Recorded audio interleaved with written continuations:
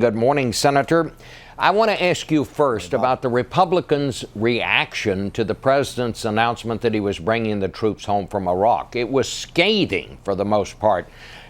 Yet, I find it very difficult to believe that any American president, Republican or Democrat, would have left American troops there under the conditions that the Iraqis were demanding. In other words, they had no immunity from prosecution. If the Iraqis decided they'd done something wrong, they could arrest them and throw them into prison. Would you have left American troops there under those circumstances? Well, the reason it was scathing, Bob, is because of just exactly that, the fact that we have a president who is not able to set conditions and actually have the kind of influence over the Iraqi government. Now, 3 years the president has had to work with the Iraqi government to try to mold and shape that relationship, and to be in a position where really the Iranians now have more sway over the Iraqi government than the United States just shows the weakness of our diplomatic effort, the weakness of this president in being able to shape the battlefield, if you will. And I think that's the reason people are so upset that, we've lost, in many respects, we've lost control and lost the war in Iraq because we have Iran having broadened its sphere of influence. We see what's going on. But the conditions that they laid down, the Iraqis seem to be saying, we don't want you there anymore. Why would we keep troops there when they say we don't want you? I understand, but that's because we've lost the battle in Iraq with the Iraqi government.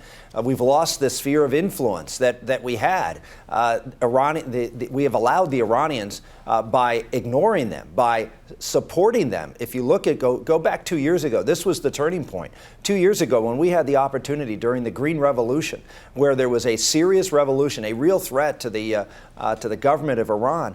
And the President of the United States, unlike what he's done in all the other, quote, Arab Spring events subsequent to the Iranian revolution, he sat on the sidelines and did nothing. In fact, tacitly supported the mullahs and Ahmadinejad and didn't rally behind the people in the street, didn't do anything to try to help them. So when the time came, it was clear he was not going to support that movement. He supported the mullahs. And as a result, they now have this huge sphere of influence because they know the United States is simply not going to do anything to stop them from growing and spreading their venom. Talking about not doing anything to stop them. Osama bin Laden is dead. Anwar al-Awlaki is dead. Now Muammar Gaddafi is dead. It seems to me like the president's marking up a couple of pretty good things that he can put on the positive side in foreign policy. He can. I certainly give him credit for certainly al-Awlaki and bin Laden. The idea, though, is not looking.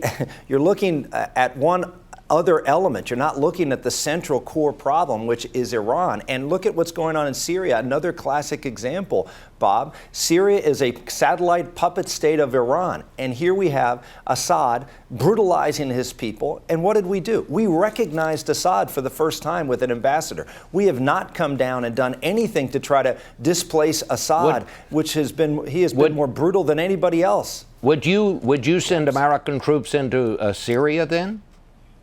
I'm not suggesting we send American troops, but what we should be doing is we should be working very vehemently and vigilantly with the people in Syria. We should be going after Assad in every other way, covertly or otherwise, to show the Iranians that we are going to stand up to them. There's all sorts of things we can be doing to show an active role in the region, and we're not. And Iran, as a result, grows in influence. Let me ask you a little bit about Republican politics. You've been out to Iowa, to 70 counties out there. You spent a lot of time out there. And yet, Herman Cain continues to score very high in the polls. Do you think Herman Cain is for real? And do you think he is really a conservative, especially on issues like right to life? Well, certainly Herman Cain is for real. I mean, Herman has done a good job in communicating a message, but that message now is being looked at carefully, and I think Herman's being looked at carefully. And if you look at as his record as a conservative, as I said this week, I mean, he supported the Wall Street bailout. If you want to look at the Tea Party's one of its origins was opposing the Wall Street bailout, and Herman supported the Wall Street bailout. I mean, someone who wants to impose a national sales tax. I don't think conservative. I haven't talked to one conservative or seen one conservative come out and say, gee, this is a great idea to impose a national sales tax. Even those who supported his plan originally say, that's probably not a good idea. And then you look at his comments on the issue of life, the issue of the Second Amendment. He gave an interview recently saying that he's for the Second Amendment, but states should be able to pass whatever laws to control guns.